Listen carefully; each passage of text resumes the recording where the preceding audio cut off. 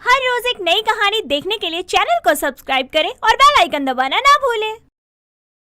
मनोज एक छोटे से गांव में अपनी बीवी और अपनी माँ के साथ रहता था।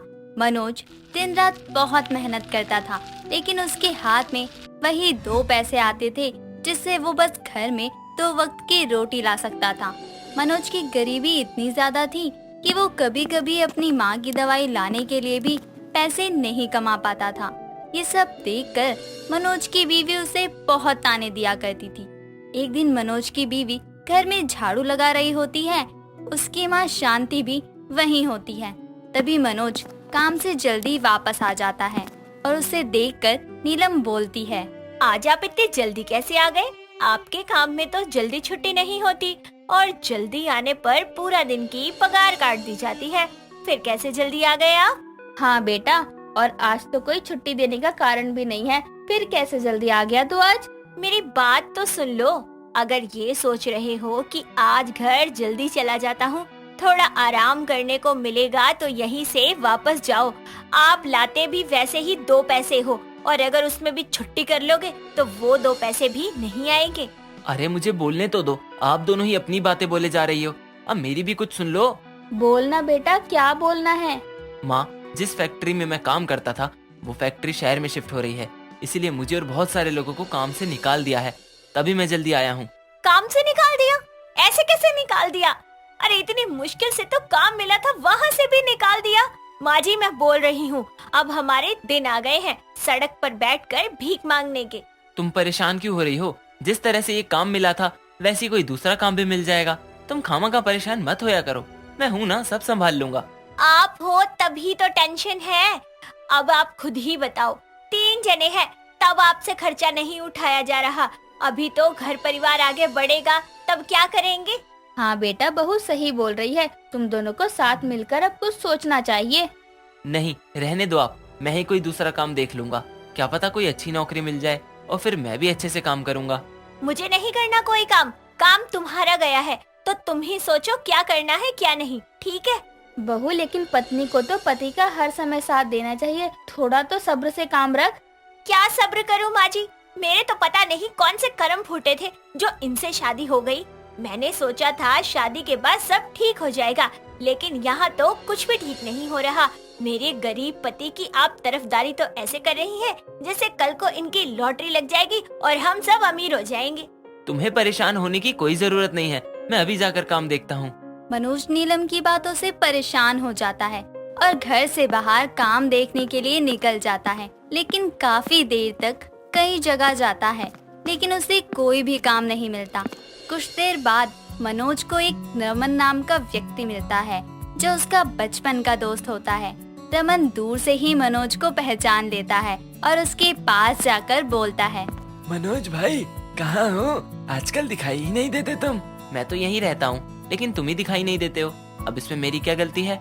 अच्छा ये सब छोड़ो और बताओ, सब ठीक है ना? मैंने सुना तेरी शादी हो गई।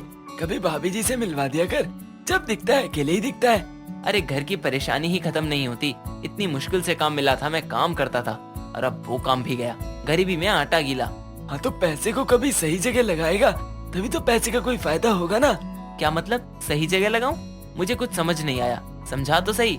देख, मेरे एक पड़ोसी हैं, वो भी पहले बहुत गरीब थे, लेकिन उन्होंने लॉटरी डाली एक बार और निकल भी गई। अब देख, उनके पास किसी चीज की कमी नहीं है। मैं तो बोलता हूँ कि तू भी लॉटरी डाल ले। नहीं, ये सब तो किस्मत के ऊपर होता है। अगर किस्मत खुल गई तो अच्छा, और अगर नहीं खुली तो पैसे ही जाएंगे ना हमारे। देख, मैंने बता दिया, अब मान ना मान तेरी मर्जी है। गरीब तो है ही हम सब लोग, हमारे साथ कोई चमत्कार तो होगा नहीं, इसीलिए कभी किस्मत को भी आजमा लेना चाहिए। हाँ, ये बात भी सही है, लेकिन कोई बात नहीं, जो होना होगा हो जाएगा।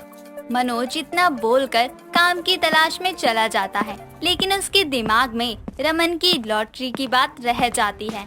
लेकिन उसके पास लॉटरी की टिकट लेने के लिए भी पैसे नहीं थे, इसलिए वो करता भी तो क्या। बड़ी ही मुश्किल के बाद उसे एक काम मिलता है और जब काम से घर वापस आता है तो उसे देखकर नीलम बोलती है, घर में कुछ भी खाने को नहीं है, बचा हुआ सारा खाना आज के लिए है। अब जाओ, कल के लिए कुछ लेकर आओ, वरना कल माँ जी को भी भूखा रहना पड़ेगा। काम तो आज ही मिला है और पैसे इतनी जल्दी थोड़ी मिल सकते हैं। कुछ देख लो, हो जाए तो। अरे क्या देख लूं मैं? जो 2 पैसे बचाए थे इतनी मेहनत से, उसका आज ये खाना बना है। अब आगे देख लो क्या करना है। जिस तरह से हमारी गरीबी है, ऐसे तो हमें आगे खाने के भी लाले पड़ जाएंगे।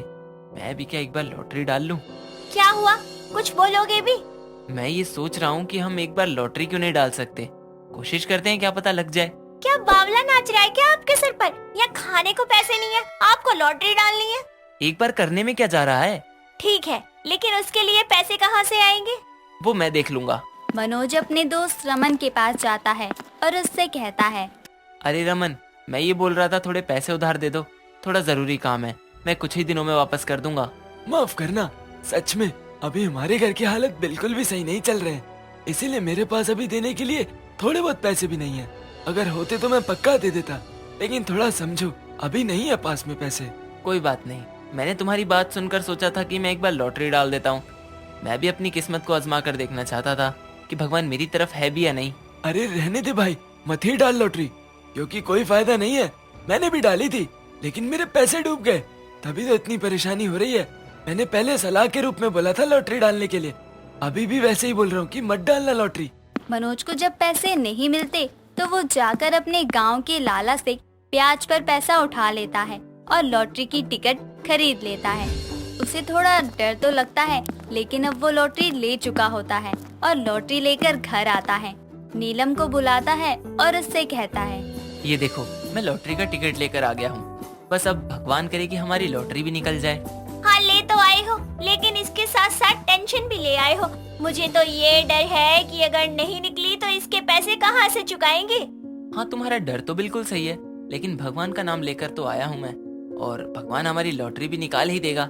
लेकिन इस लॉटरी का परिणाम कब आएगा? 2 दिन बाद ही आएगा, और 1 लाख की लॉटरी है ये। भगवान बस हमारे हालात सुधार दो और ये लॉटरी लगा दो। मनोज और नीलम दोनों ही लॉटरी को लेकर बहुत परेशान रहते हैं।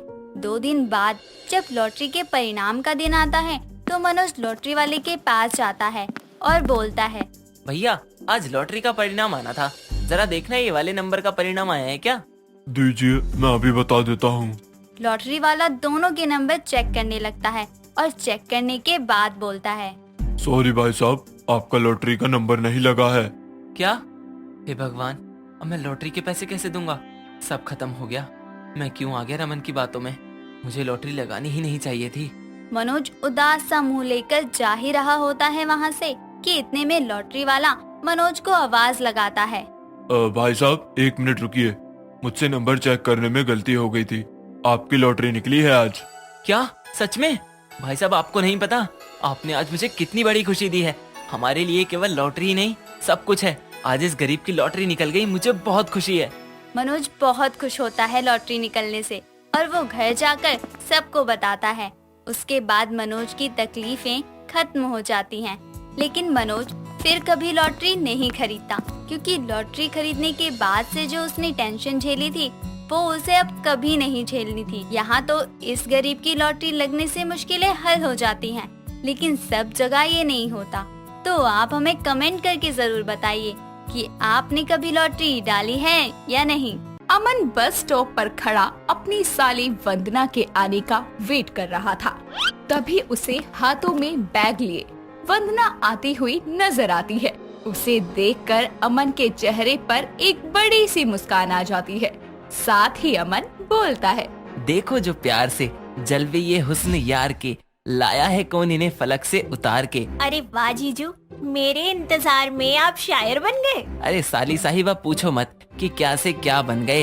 इतनी देर क्यों लगा दी आने में?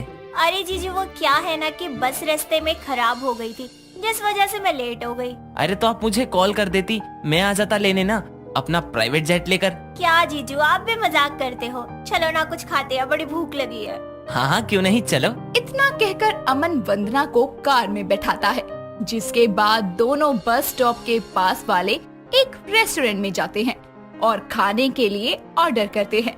तभी वंदना बोलती है, जीजू, मैं क्या कह रही थी, सलमान खान की नई मूवी आई है, देखने चले क्या? अरे साली साहिबा, आप कहो तो नासा की सैर पर ले चलूं। ये तो बस मूवी है, अभी टिकट बुक करता हूँ। पर दीदी और आंटी जी को क्या कहेंगे, वो घर पर वेट कर रहे हैं। उनको मैं संभाल लूंगा। ठीक है फिर करो टिकट बुक। वंदना की बात सुनकर अमन जल्दी से अपने फोन से मूवी टिकट्स बुक करता है, जिसके बाद दोनों जीजा साली मूवी देखने के लिए सिनेमा में जाते हैं।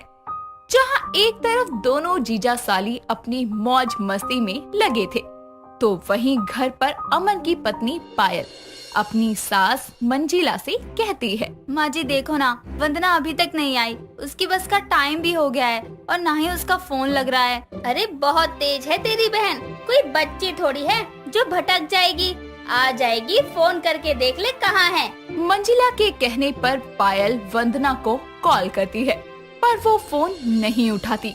कुछ घंटे बीत जाते हैं और दोनों जीजा साली मौज मस्ती करते हुए घर आते हैं।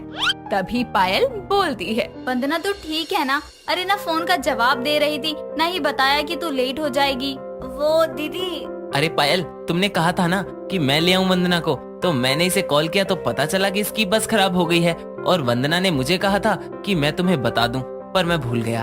हाँ हाँ, साली जो आ गई तेरी, अब तो तू सब भूल जाएगा। अरे बहुत हो गई बातें, बैठो सब, मैं चाय नाश्ता लेकर आती हूँ। इतना कहकर पायल रसोई में जाती है और कुछ देर में सबके लिए चाय नाश्ता लेकर आती है, जिसके बाद सभी मिलकर चाय नाश्ता करते हैं और अपने अपने कामों में लग जाते हैं। ऐसे ही दिन गुजरते जाते हैं। जहाँ पायल और अमन वंदना के आने से बेहद खुश थे, तो वहीं मंजिला को वंदना जरा भी पसंद नहीं थी। ऐसे ही एक दिन दोनों जीजा साली सोफे पर बैठकर बातें कर रहे होते हैं और जोर जोर से हंस रहे होते हैं। तभी वहाँ मंजिला आती है और बोलती है, क्या बात है, कौन सी हंसी के रसगुल्ले खा लिए जो इतनी हंसी आ रही है? कुछ नहीं आंटी जी, मैं तो बस जीजू को अपने कॉलेज के फनी किस्से सुना रही थी। ये बता तू कब जा रही है यहाँ से? अरे अभी तो मेरी 3 महीने की छुट्टियाँ हैं, आराम से जाऊंगी। अरे जब तक यहाँ है तो अपनी बहन का काम में हाथ ही बटा दिया कर, सारा दिन यूं ही हाँ हाँ ही करती रहती है। अरे माँ, क्या आप भी मेरी इतनी प्यारी साली से काम करवा रही हो? बताओ क्या काम करना है, मैं कर देता हूँ। अमन इतना बोल ही रहा होता है कि तभी वहाँ पर पायल आकर बोलती है, सुनिए जी, वो मिश्रा जी का फोन आया था, आज उनके बेटे का जन्मदिन है तो पार्टी है शाम को, चले जाना आप, मैं नहीं जा पाऊंगी। क्यों, क्या हुआ? तुम ठीक तो हो ना? जी जी मैं ठीक हूँ, बस मेरा मन नहीं है जाने का। दीदी अगर आप नहीं जा रही तो मैं चली जाऊँ जीजू के साथ। अरे ये भी कोई कहने की बात है, चली जाइयो। क्यों, ये क्या करेगी वहाँ? कहीं नहीं जाना इसे, घर पर रहने दे। अरे माँ कैसी बात करती हो, जाने दो मेरी साली साहिबा को मेरे साथ, 4 दिन मौज मस्ती कर लेंगे हम जीजा साली। मंजिला बुरा सा मुंह बनाकर वहाँ से चली जाती है और शाम को अमन के साथ पार्टी में जाने के लिए वंदना एक बहुत ही सुंदर शॉर्ट ड्रेस पहनकर रेडी होती है, जिसे देखकर मंजिला बोलती है, पायल तेरी बहन के पास कपड़े नहीं थे तो अपने दे देती, ये क्या बच्चों के कपड़े पहन कर जा रही है? अरे आंटी जी, ये बच्चों के कपड़े नहीं है, इसे शॉर्ट ड्रेस कहते हैं। वंदना ध्यान से जाना और टाइम से आ जाना दोनों। अरे चिंता मत करो, मैं अपनी साली साहिबा का पूरा ख्याल रखूंगा, ठीक है जानू? इतना कहकर अमन और वंदना घर से पार्टी के लिए निकल जाते हैं। तभी वंदना अमन से बोलती है, जीजू पार्टी में जाना जरूरी है क्या? क्यों साली साहिबा, क्या हुआ? जीजू मेरा मतलब है कि क्लब चलते हैं, बड़ा मन कर रहा है। अरे बस इतनी सी बात, चलो आपको क्लब ले चलते हैं। इतना कहकर अमन मिश्रा के घर ना जाकर वंदना को लेकर क्लब जाता है, जहां दोनों जीजा साली खूब मस्ती करते हैं और किसी को भी कानों कान खबर तक नहीं होने देते। ऐसे ही दिन बीतते जाते हैं।